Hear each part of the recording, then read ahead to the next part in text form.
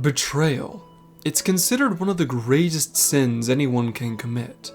After all, the deepest trust and faith in others are things earned through great effort and sacrifice. But what about those who feel the sting of betrayal? Will they ever forgive those who wrong them? Or would the careless shattering of their trust leave them nothing but festering hatred? Our story today will address such feelings as we uncover a culture long dormant for nearly 2,000 years. Gather round, my friends, as we dive into the dungeon that is known as the Wanderer's Palace. So, what is the palace, and why is it here? This massive building was originally constructed by a country that existed during the 5th Astral Era. This civilization was known as Nim. The people living within this society were called the Nimians, and they lived rather productive lives. If I were to draw a loose comparison, I'd say that Nim was a country that had the naval strength of Limsa, but the mercantile expertise of Ul'dah. This left them in a state of preferring to remain neutral in most conflicts, as trade can't flourish whilst in the middle of a war. This cultural philosophy is likely an extension of their chosen deity, as the people of Nim worshipped Oshan, the Wanderer, whose carefree lifestyle was reflected in their culture. However, that is not to say that Nim was aloof. Quite the opposite, they had a penchant for helping those in dire need whenever the moment presented itself. However, this spirit of generosity would eventually be taken advantage of during the Great Magi War between the people of Mok and Amdapor. Mok had tried and failed to conquer Nim because of their marines and scholars, but the mages of Mok couldn't stand the idea of this country attacking them whilst they warred with Amdapor. Thus, they resorted to something devious. They would use a void scent to poison the people of Nim from the inside out. Disguised as a gift from a thankful sailor, an urn was eventually brought back to the Nimian mainland.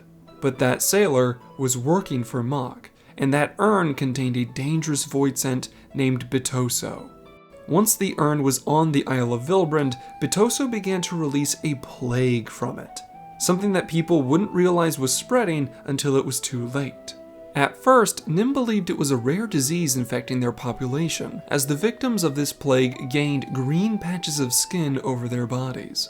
They coughed, wheezed, and lost their strength as the illness proceeded. But the worst part was that if these ills didn't kill them outright, a dreadful transformation began.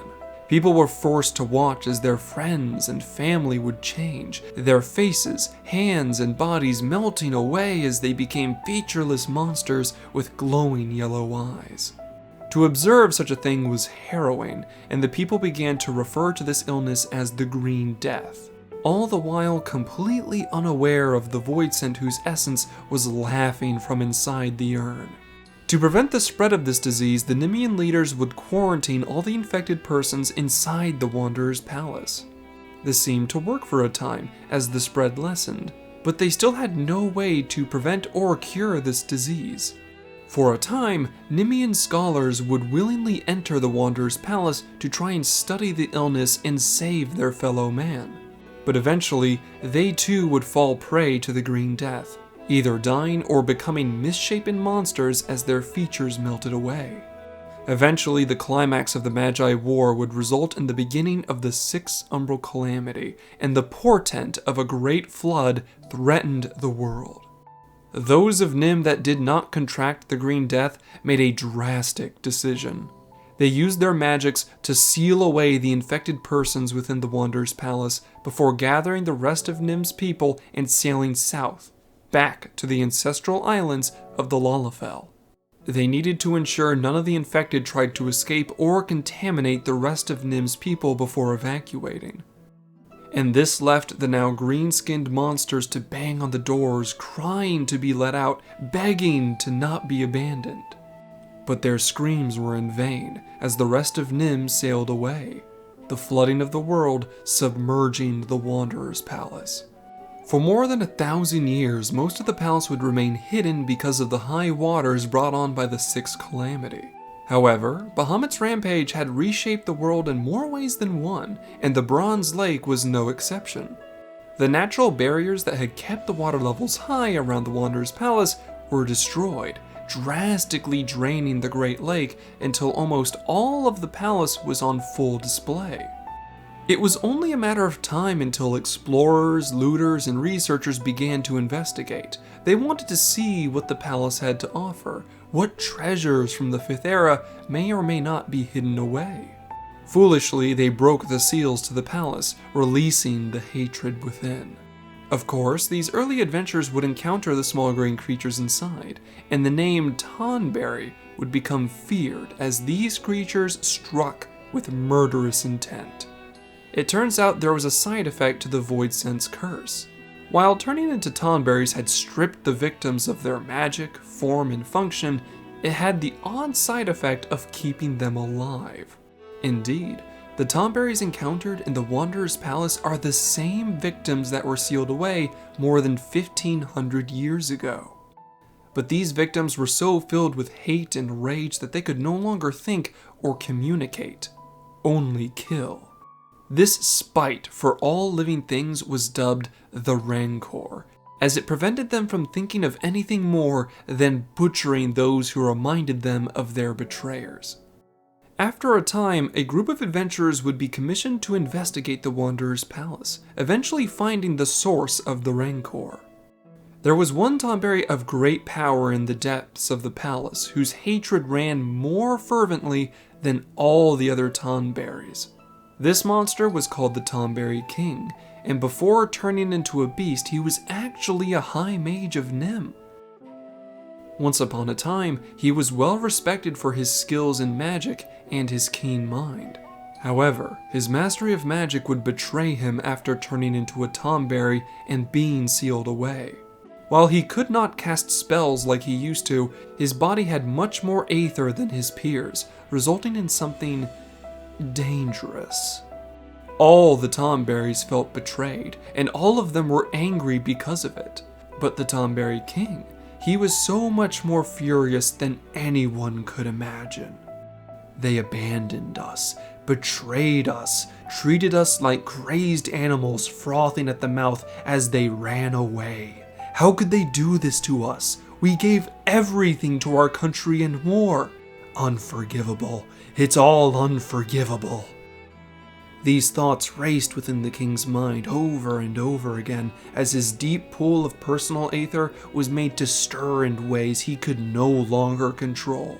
His hatred and his aether created a feedback loop, one where his rage would be amplified to the point that all sense and reason were gone. This was the true nature of the magical influence known as the Rancor. In fact, his etheric presence was so intense that all other Tonberries experienced the same cycle. Like a spell made to hypnotize their minds, the Rancor fed their most spiteful and hateful emotions until all of them were just as mindless and violent as the king. Eventually, they all became the monsters they were seen as. It was only because of these adventurers finding him that the king was finally slain. With his mindless rage put to rest, his unchecked spell over the other Tonberries was broken at last, and the Rancor was gone. The Tonberries were in a daze. They had lived for more than 1,000 years, and most of that time was consumed with hatred. Despite being survivors of Nim, they couldn't clearly remember everything, only recalling vague memories of their previous lives. To many people, they were still monsters, and as such, they struggled to rebuild their lives even though they were now free. I wish I could say that was the end of their hardships, but now that the Tonberries weren't feverishly attacking everything in sight, a warband of Eorzea called the Silver Scales leapt at the chance to conquer the Wanderer's Palace for themselves. The leader of this warband was called Manaxum Molajaja, and he had sailed over to Eorzea from the New World to prove his strength to those back home. For you see, the Eorzea actually have a thriving culture on the continent far west of Eorzea. What Manaxum was trying to do was become a respected force here in Eldenard before returning home and using that reputation as claim to the Autarch throne, which is essentially the king of all Eorzea. However, Manaxum discovered that no one in Eorzea wanted to hire him or his band of Silver Scales. After all, this was a time where people mistrusted or outright despised beastmen, so it wasn't surprising that only a handful of Mamoljah were able to make friends here.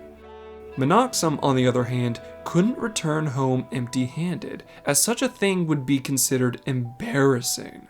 So, in a desperate attempt to prove his strength and right to rule, he and his Silver Scales raided the Wanderer's palace, seizing control and enslaving the Tomberries, who were in no state to fight back.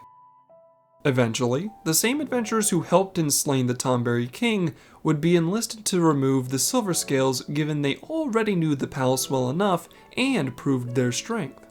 The slaying of Monoxum became necessary for two reasons. Firstly, his brutal enslavement of a sentient race was seen as abhorrent. And two, his occupation of the Wanderer's palace was seen as nothing less than a foreign invasion in the eyes of Limsa-Lominsa, so he needed to be removed by any means. And removed he was, as the leader of the Silver Scales would die by the adventurer's hands. The Tomberries, who had only just recently been freed from the Rancor, were none too pleased by the Mamoljah, allowing themselves to be hateful and angry one last time before trying to go back to a peaceful existence. And that, my friends, is the tragic tale of the Wanderer's Palace. Only time will tell if this building will once again become something more than a prison.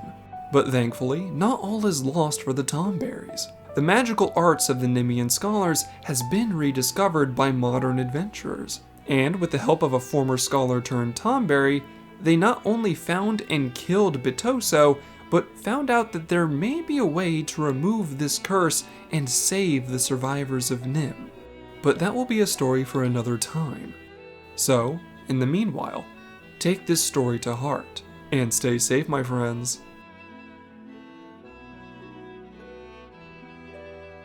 Thank you all for watching to the end. If you enjoyed this video, why not subscribe and share this with your fellow adventurers? With your help, I'll try to reach out even further and bring even greater stories to you. Although, I'd be remiss if I didn't acknowledge my biggest contributors. A grand thank you to Papaya Cyan, Rovakis, Potato, The Yellow Couch, Sage Mouse, Vavalisoma, Sizani, Tyradox, and Net, with an additional nod to the scholarships on screen. Links to things like my Twitter and that of my channel artist Caddy can be found in the description. Thank you all for your viewership as well as your support, and I hope all of you have a wonderful day. Class dismissed.